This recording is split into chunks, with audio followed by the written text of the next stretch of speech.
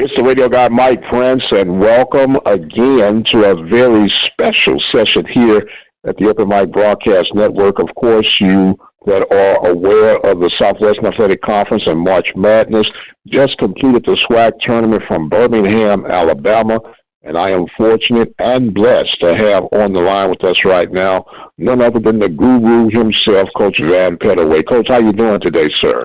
I'm fine, Dr. Prince. I'm well rested, and I'm still elated. We had a fantastic tournament. Well, before we go any further, let me say, number one, thank you, Lee and Joshua, for an outstanding job from beginning to end. Number two, it sounds like you guys had a whole lot of fun during this tournament, man. We did it, and I want to thank you for the opportunity. It was a great tournament, so it made broadcasting the game, in my opinion, a little easier. And I'm just so proud of the product that SWAC put on the floor this weekend. I think Birmingham, the people that did come out to the games, they saw some great basketball. They saw some great teams, and it was a win-win situation. Yes, sir. And speaking of, the floor, I was impressed to know that the conference had purchased their own floor and looked very, very good, especially from the descriptions that you gave. And that type of investments let you know how serious they are about this tournament. Right, and that's why I said on air that I thought that the student athletes should feel that they are appreciated by the conference stepping up, because that's to purchase a floor, it's very expensive. It's over $200,000, and that's something that we can be very proud of. I know we're the first HBC conference to do that. There are some of the Power 5 conferences that haven't done it yet. So that's a great step in the right direction for us. So no matter where our tournament is from now on, our floor will be able to travel. And yes, sir. They'll have their own personalized floor. Yes, sir. Well, and speaking of the floor, not only was it a beautiful floor, but there were beautifully played games on that floor from beginning to end, with the exception to the championship games. Those were somewhat lopsided. But when you go back and rehash this tournament, we had an early upset at the hands on the women's side, Grambling defeating the number 2 seed A&M Bulldogs, your A&M Bulldogs, right, in fact. And other than that, there were a lot of close, well-contested games throughout this tournament, Coach. Yeah, that you're absolutely correct. Like on the women's side, the first day, Jackson State 78, Arkansas Pine Bluff 67, Southern 68, Texas Southern 67, Grambling 62, Alabama A&M 54, Alabama State 60, Prairie View 58. So even on the first day on the women's side, the games were very competitive, and that was in the game with Alabama A&M. Yes, the number 2 seed was upset, but other than that, all these games were very close. They came down to the last few minutes, with the exception of the championship game. And in the championship game, Jackson State just flexed their muscles. They showed that they were the best team by going undefeated during the regular season. And in that championship game, they wanted to send a statement. And I think they accomplished that. Yes, sir. Yeah, they jumped all over Alabama State and beat them 1-on-1 to 80. And it was just a great show for the women. And I was just so impressed with Jackson State. That's one of the best offensive teams that I've seen in the SWAC in quite some time. Well, as a result, they were rewarded on Selection Sunday with the number 13 seed, Coach, and I quite honestly cannot remember a SWAC school nor a MEAC school getting ranked that high in NCAA tournament. That's another milestone accomplished by Jackson State. Right, Dr. Prince, I want to correct one thing that I said. I told you it was 13. It was a 14 seed. Well, still 13, 14. Yeah.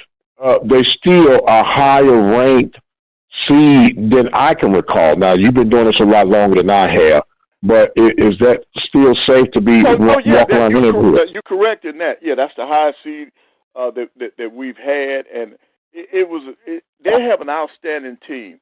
The MVP of the tournament was from Jackson State, Shale Rogan.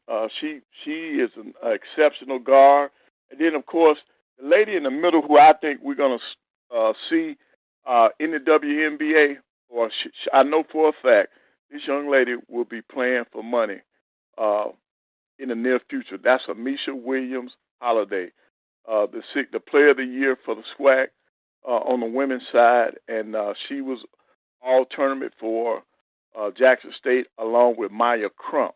Both of those young ladies made the all tournament team, and then also from Alabama State we had Ayanna Emmanuel, Jayla Crawford from Alabama State, and then of course Alexis Hope from Grambling rounded out the all tournament team. And these young ladies can really play basketball. I was impressed with the speed of the game, with their knowledge of the game, and their talent, their skill level. There was some great basketball, and Jackson State, they have proven all year that they are the team to beat. And then I hate to say this, for the female coaches on the women's side in basketball, they got enough talent coming back. It's going to be tough next year for them. Yes, sir. Yes, sir. Well, not being disrespectful toward any of the men team, but the way Jackson State played, they could give some men team a run for their money, it appears, man, because them girls, as you say, they play solid basketball and more team basketball. What I love about women's basketball, there are really no quote-unquote individual superstars, because with the way the game is designed, they play it the way the game was meant to be played, in my opinion, Coach. Well, you're absolutely correct. When you look at that championship game, they had 4 or 5 people in double digits. Yeah, they spread the love around. They play together as a team, and it was just exciting to watch the game, and it was fun. It was fun, and I really like that. And my hat's off to Jackson State and the job that they're doing with that women's program. And when you can have 22 points from Crump, you had 17 from Rogan, Williams Holiday, she had 14. You had 11 from Luckett. You had 11 from Sims. You had 11 from Covington. All of from one team. That's Jackson State. They played together. It was a total team effort, and they are to be commended for the job that they've done all year. And as a result, they'll be rewarded the 14 seed in their region. And Coach, I know you got the answer. They'll be paired up against whom?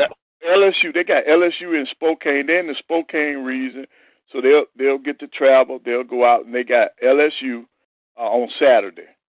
Okay, very good. Now transitioning over to the men's side of the tournament, if there was ever an upset, they usually come in the first round. And my beloved Panthers were ever so close, led until it counted, Coach, and that was at the end.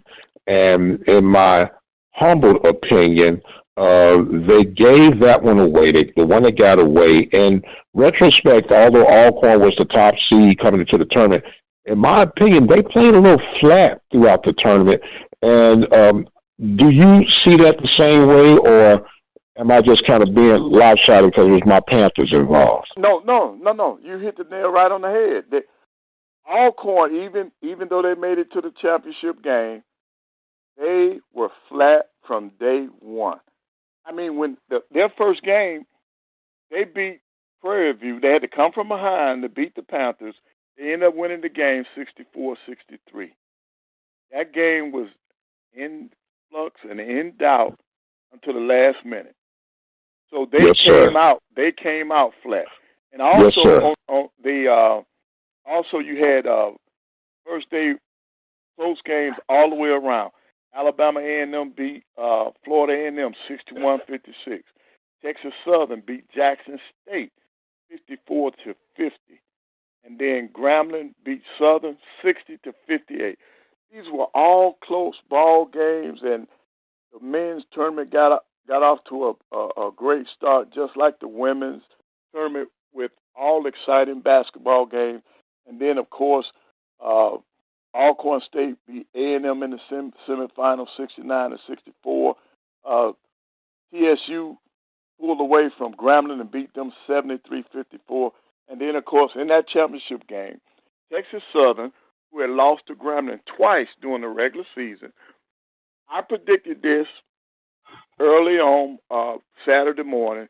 I said because the two wins that Alcorn had were only by 1 point. They beat them by 1 point in Mississippi. They beat them by 1 point in Texas just a week ago. I said that the revenge factor, I think, would be there for Texas Southern. And then they end up winning the championship game 87-62. Now, I didn't think it would be a blowout, but I felt like Texas Southern, who was playing better basketball down the stretch than Alcorn, would pull it out, and I was right. But I never expected that large of a victory for Texas Southern. You and I both, Coach, and I can say this honestly, that I believe the tournament got it right, that the best two teams in the conference will go forward to represent the conference in the NCAA tournament, that being Texas Southern from the men's side and Jackson State from the women's side. And as a result, Texas Southern will play against Texas A&M Corpus Christi in the play-in game. And I like that matchup, and I really got some good vibes that Texas Southern can pull that one out, Coach. I agree. I think Texas A&M Corpus Christi is going to have their hands full in that game, and I will be Johnny on the spot on Tuesday. I'll be watching the game on the television, and then Alcorn, even though they lost because they won the regular season, the conference regular season title, the champs are in the NIT. They will play also on Tuesday night, but they headed over to College Station. They got Texas A&M on their home floor, and you can look at this game two ways for Alcorn. Texas A&M really was looking forward to being in the big dance. Right. So one or two things going to happen. There's either going to be a big letdown, or that team is going to come out and try to make a point by saying you made a mistake by leaving us out of the big dance, and they could come out with a lot of fire. Yes, sir. And when you say that, because I didn't mean to cut you off there, when you say that, most cases it has been more of teams kind of playing flat and let down, because they look at this as like kissing their sister or cousin or something, like we really don't want to be here, and they kind of go through the motions, if you would. So maybe Alcorn can take advantage of those possible mental letdowns and still a victory in his NIT tournament. Right. Those are my sentiments exactly. I think there's a distinct possibility there might be a letdown, and if that is the case, Alcorn might be able to steal one.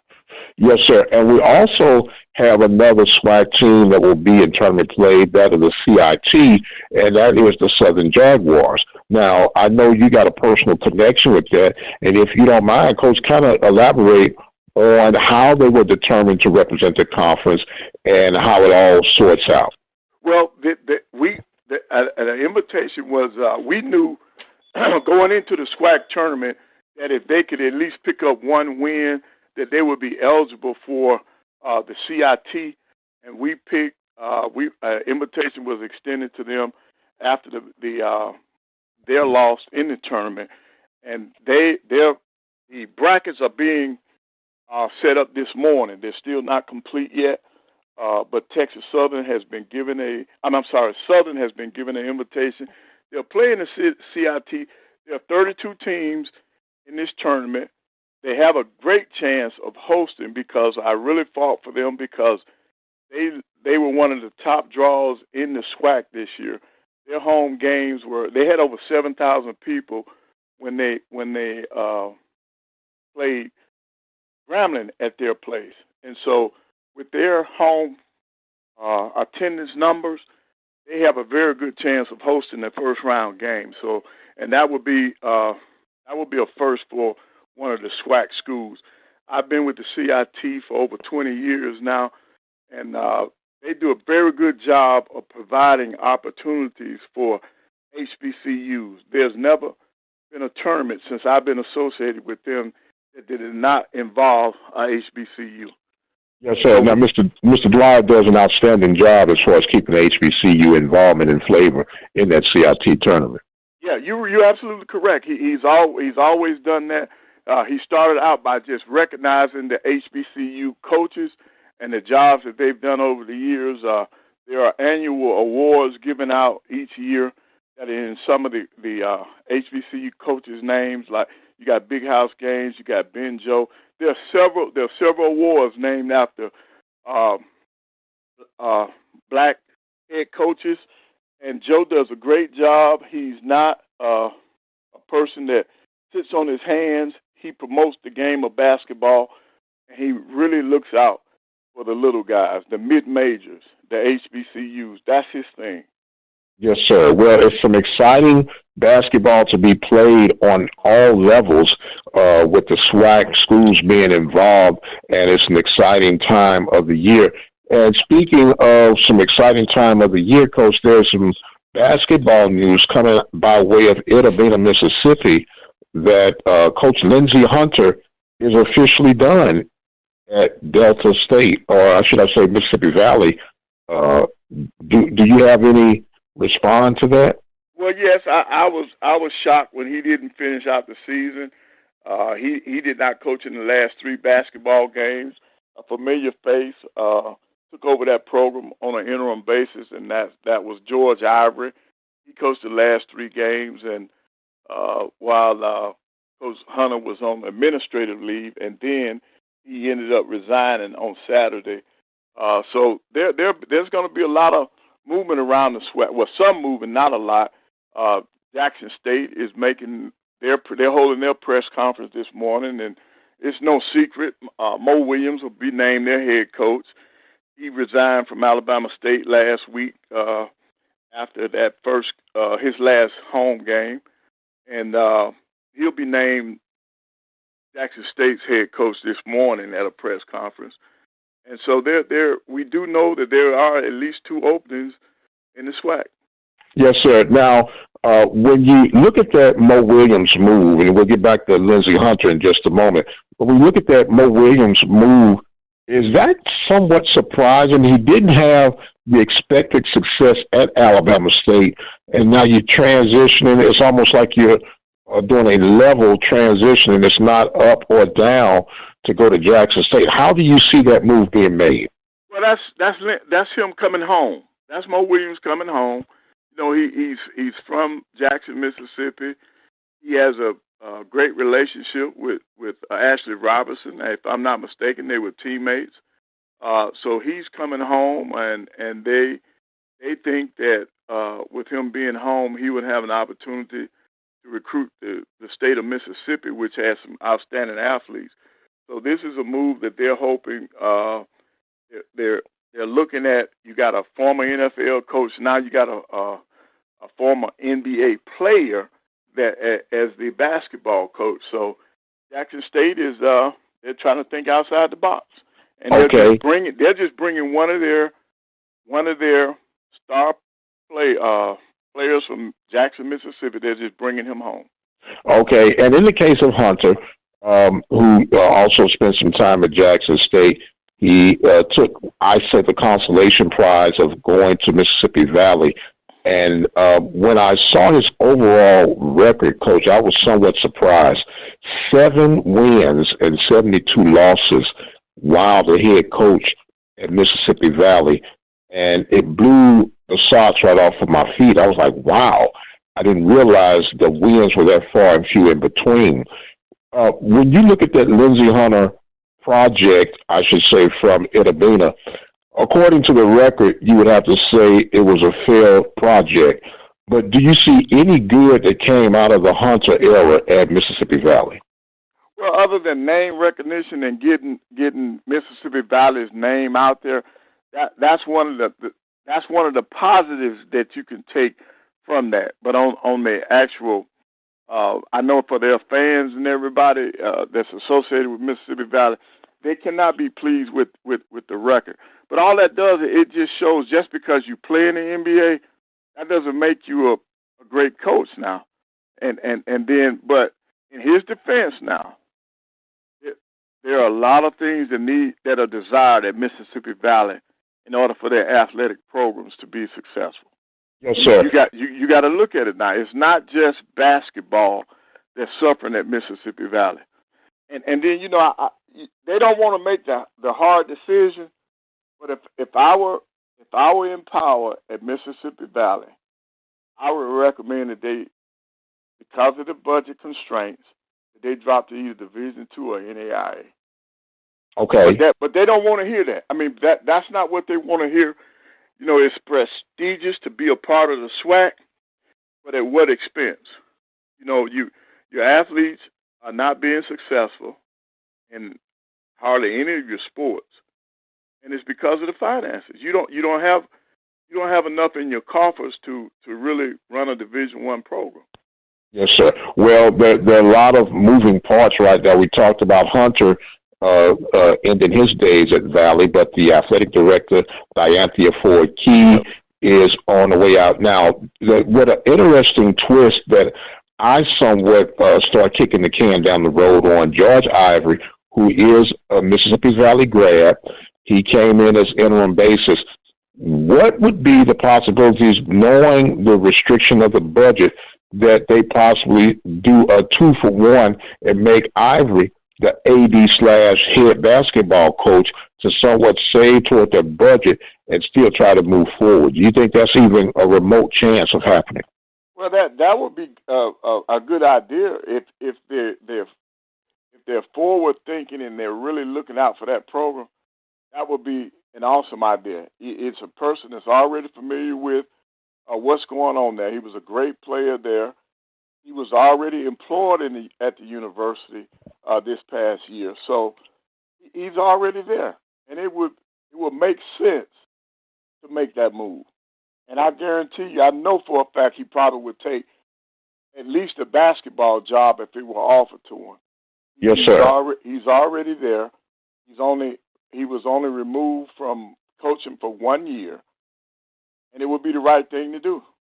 Okay, and for the record, even though they didn't win under his interim basis at Valley, they did play a little bit more intensity. Yep. And a bit more competitive, even though we know being close only counts in horseshoes and hand grenades, but it is a sign in the right direction. So, as we say, a lot of moving parts. Were there any surprises for you throughout this tournament? Because you guys were able to do 14 games, in 4 days? Yeah. That's a lot of hoops. Grind. That's the most games I've ever done in that short period of time. But it was rewarding. We were in a very nice facility. Lee and I, the only disadvantage we had, we were on the second level, but it did not stop us from being able to get the job done. I was real, and in terms of the teams that were there, I was more disappointed in our women's team. I thought that during the course of the year, they had played at a certain level. They finished second in the league. Going into that tournament, I had predicted that they'd make it to the championship game and face Jackson State. But we came out flat. Our stars did not step up like they should have. When you play in a tournament, your stars have to step up. And when you look at the people that won the tournament on the men and women's side, their stars were exceptional during the tournament. So you have to have that. You expect that during tournament play, and it did not happen for Alabama A&M. And to me, now, on the women's side, that was the only thing that I was shocked at. And then on the men's side, the loss that I would look at was with Southern losing to Grambling. I felt like even though Grambling had beat them twice during the regular season, I thought the revenge factor would have put Southern over the hump. In other words, they would have did what Texas Southern did. They lost twice during the regular season. They would pull this out in the tournament, and it just did not happen. Well, Texas Southern has become the master of playing possum during the regular season. My beloved Panthers, they beat them twice, and when it came to their third time in the tournament, they said, not so fast. We're going to represent the conference from here. And when you look at consistency, Johnny Jones has done an outstanding job at Texas Southern. And coming from a PV man, that's hard to admit, Coach, but you got to give credit to whom credit is due. And they're just consistent. And I've always said this, and I know that being in the state of Texas, football is king, but I think that Texas Southern's strength, of course, is basketball. I thought the strength of Mississippi Valley would be basketball. And I also think that the strength of Prairie View should be focused on basketball. But who am I? I'm just a guy with a microphone and an opinion that some may take account to and some would disregard with the trash.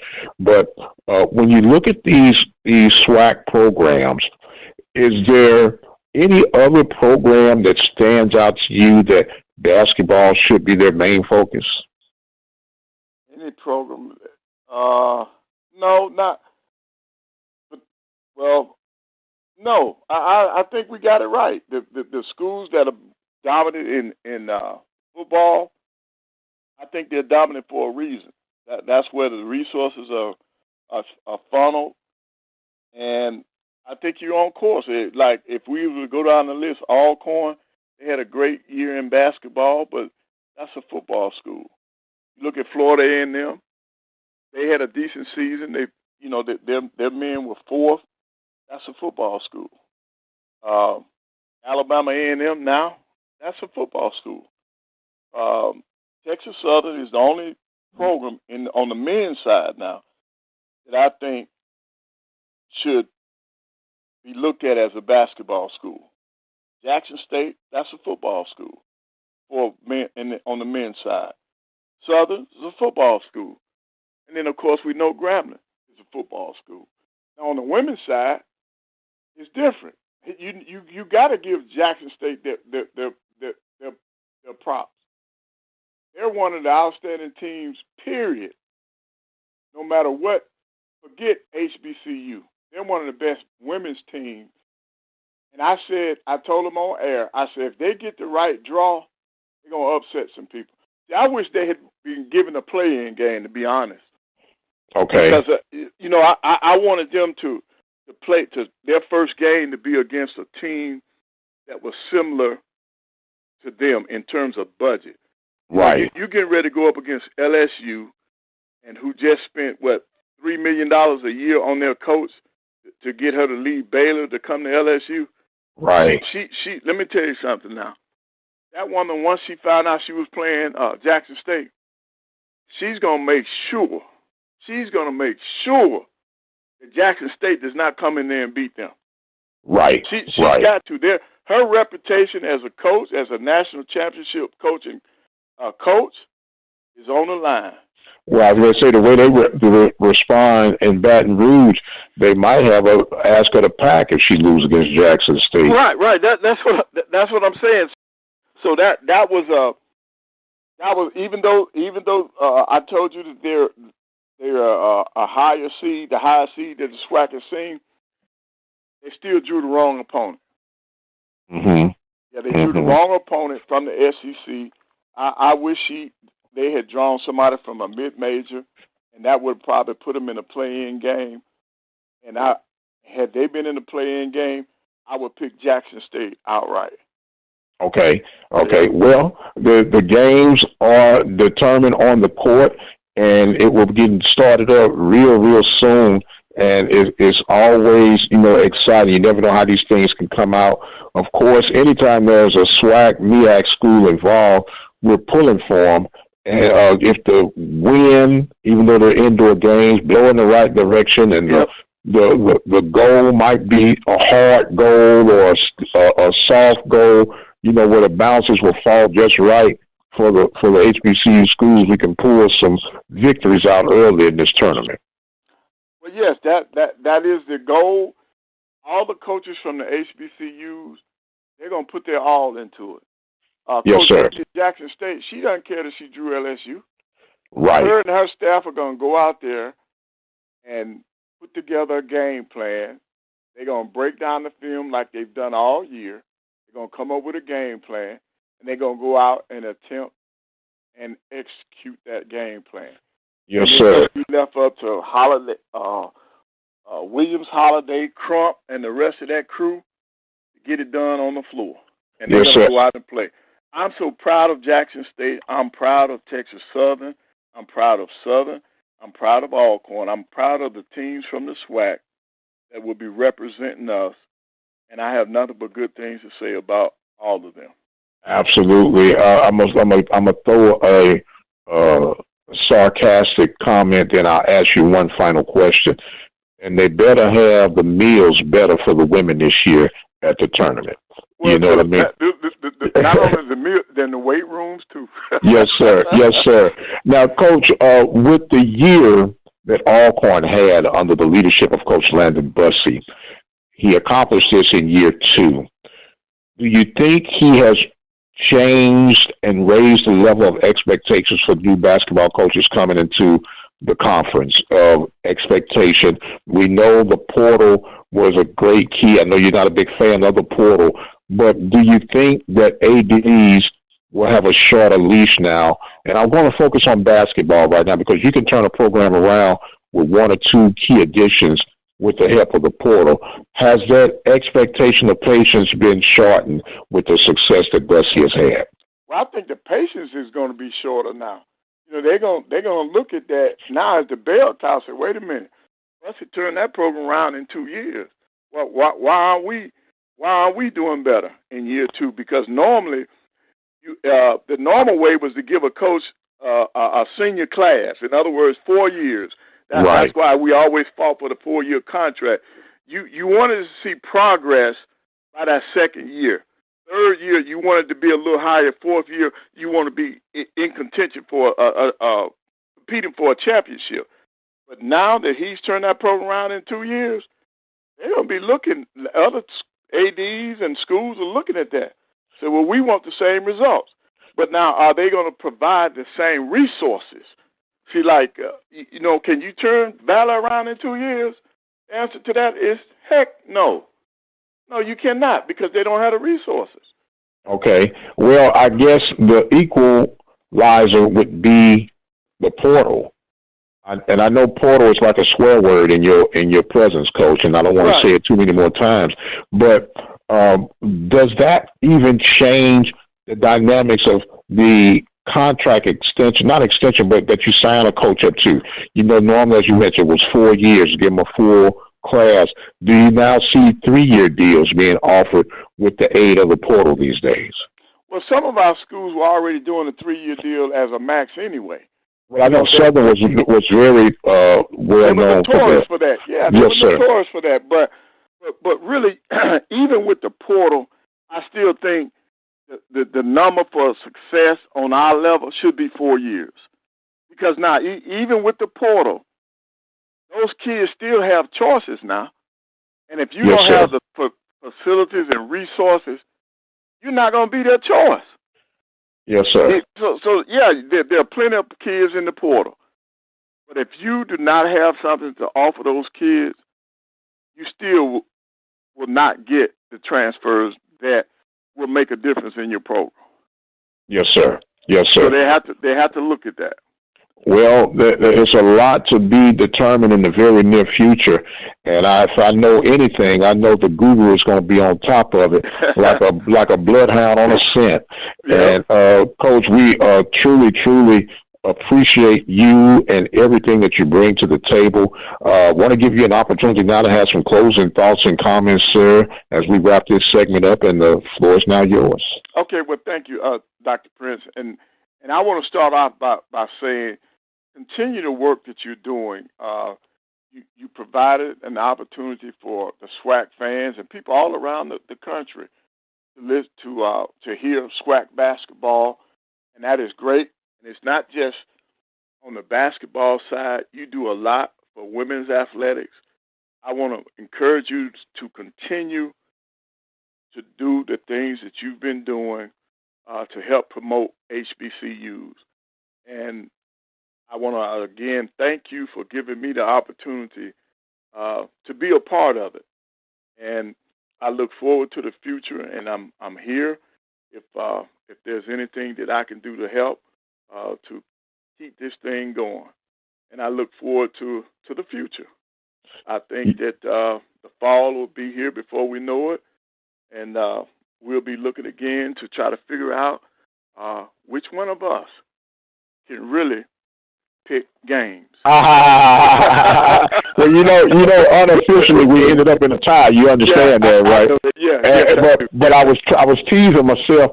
I said, well, if we had a bet on that national championship game, I know he would have picked Alabama, and I would have had to go with Georgia so we could break the tie. And look, in theory, I would have won, but I'll settle for the tie right now. So, but it was a blast, and we look forward to that and much, much more together. Coach Van Pettaway, the guru of basketball, a friend of the network here at the Open Mic Broadcast Network. I am the radio guy, Dr. Mike Prince. We thank you guys so much for joining in with us. And until the next time,